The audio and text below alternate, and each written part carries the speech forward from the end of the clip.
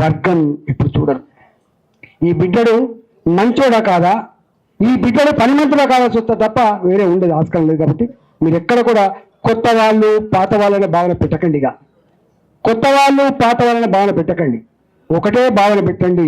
మనం ఉన్న దాంట్లో మనం గుర్తించి ఇస్తారని మా భావిస్తున్నాం.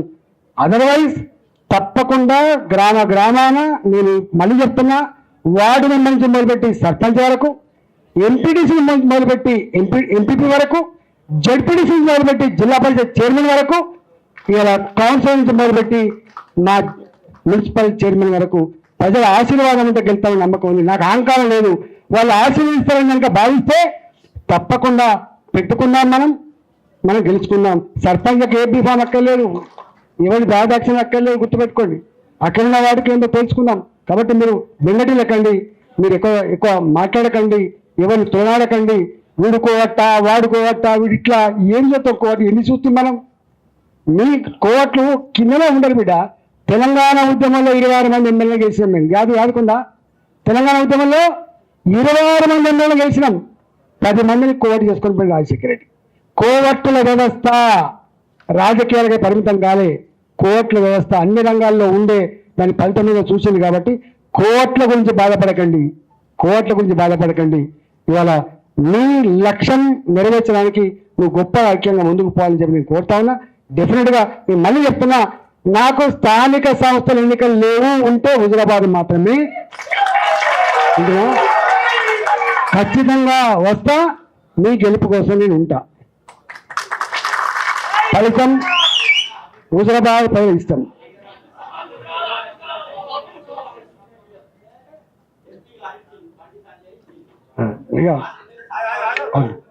ఇవాళ ఒకటి మనమేమో పేగులు తెగిపడదాకా శత్రుతో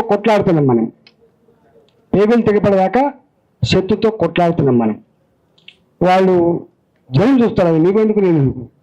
ఇప్పుడు 2023లో ఏం జరిగింది, ఎవడు వచ్చేసింది కానీ మాట్లాడే దాని గురించి అని.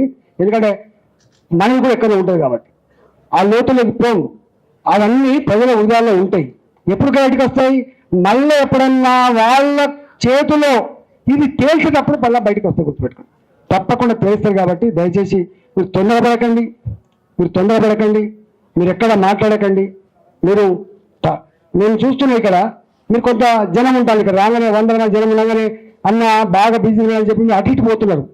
అయినా మీరు రావాలి, మునుపట్లెక్కనే పని చేసుకొని పోవాలి. ఈ అడ్డ మీకోసం ఉన్నది. తప్పకుండా నెలకు ఒక 2 రోజులు 3 రోజులు తప్పకుండా 10 రోజులకోసారా తప్పకుండా వచ్చి ఏర్పాటు చేస్తా. మీకు ఆ నరేంద్ర అంటోడు ఉన్నాడు, చేస్తా. శ్యామిక్కనే ఉన్నాడు, ప్రభాకర్ రెడ్డి ఉన్నాడు. మీరు కొంచెం ఒక ఆఫీస్ ఓపెన్ చేయండి. ఇగో మనం రాజకీయాల్లో ఉన్నంత వరకు హుజురాబాద్ ప్రజానీకానికి కాలుకు మునిగితే పన్నుతో పీకే సర్వీస్ చేయాలి. వాళ్ళన్నమాట వాస్తవం.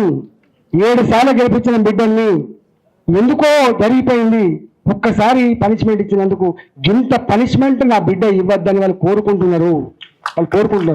కాబట్టి మళ్ళీ నేను ఒకటే అంటున్నా, నేను వస్తా. నెలకు 2 సార్లు 3 సార్లు తప్పకుండా వస్తా. హుజురాబాద్లో ఒక ఆఫీస్ ఉంటుంది, కమలాపూర్లో ఒక ఆఫీస్ ఉంటుంది, జమ్మికుంటలో ఒక ఆఫీస్ ఉంటుంది, వేణుగంగలో కూడా ఒక ఆఫీస్ ఉంటుంది. మీరు ఎలక్టోరల్ పాలిటిక్స్లో పండితులు. మీరు ఇక్కడ జమ్మికుంట మున్సిపల్ చైర్మన్ ఉన్నారు, ఇక్కడ మీరు జడ్పీలో గెలిచిన ఉన్నారు, ఎంపీలుగా ఉన్నారు, సర్పంచ్ గెలిచిన ఉన్నారు. మీకు ఎదురు లేదు. గుర్తుపెట్టుకోండి, ప్రజలేందో ప్రజల నాడేందో పట్టగలిగే శక్తి యుక్తి మీకే ఉంది. గుర్తుపెట్టుకోండి, you people are political leaders.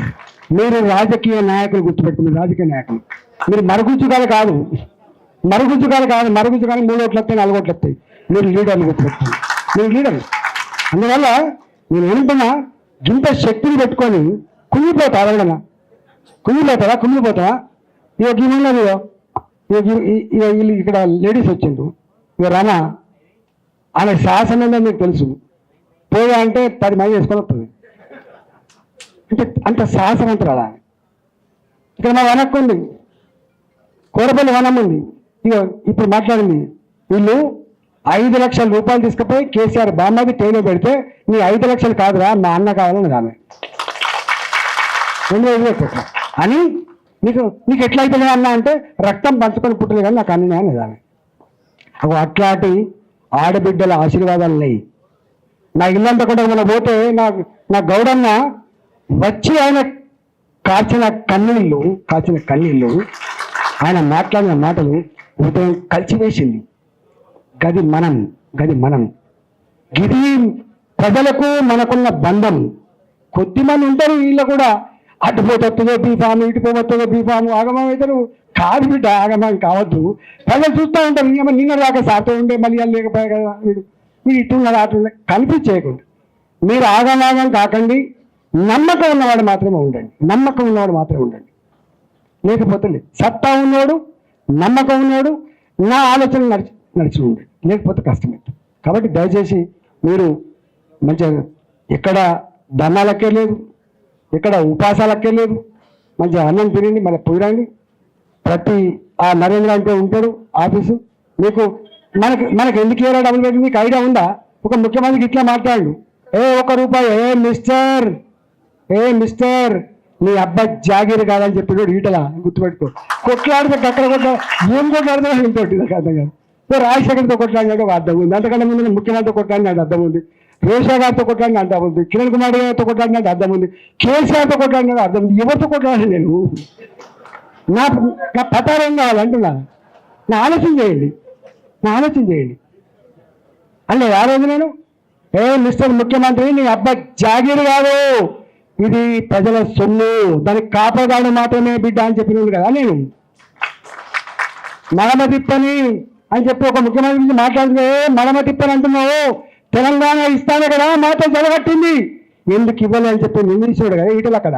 ఇప్పటికీ ఆ అసెంబ్లీ స్పీచ్ చేసినప్పుడు వినండి, ఎప్పుడు పులి బక్కబడితే పులి సార్కలు బక్కబడవు. కానీ సముద్రం తుఫాన్ వచ్చే ముందు కూడా ప్రశాంతంగా ఉంటుంది, కానీ ప్రళయం వస్తుంది. నాలంటూ నిలబడి మాట్లాడినాడు, తెలంగాణ సమాజం స్పందిస్తుంది. గుర్తుపెట్టుకో, నాలంటోడు మాట్లాడినాడు, తెలంగాణ సమాజం స్పందిస్తుంది, తెలంగాణ సమాజం ఆలోచిస్తుంది. అందుకని మౌనంగా ఉన్న వాళ్ళని బలహీనంగా భావించి సంస్కారం సభ్యత ఉన్నవాడిని నువ్వు ఇంకొక రకంగా భావించి పిచ్చి వేషాలు వేసుకుంటే నష్టం జరిగేది ఎవరికో తర్వాత తెలుస్తుంది. అందుకని నేను అంత డెప్త్కు పోతలేను, కేర్ఫుల్గా ఉన్నామని చెప్పి కోరుతున్నా. మా జోలికి రావద్దు, ఎవడు మాకు అడ్డు రావద్దు. తప్పకుండా హుజురాబాద్ గడ్డ మీద మన జెండా ఎగురుతామని చెప్పి మనం చేస్తూ మీ అందరికీ శుభాకాంక్షలు ఇస్తాను.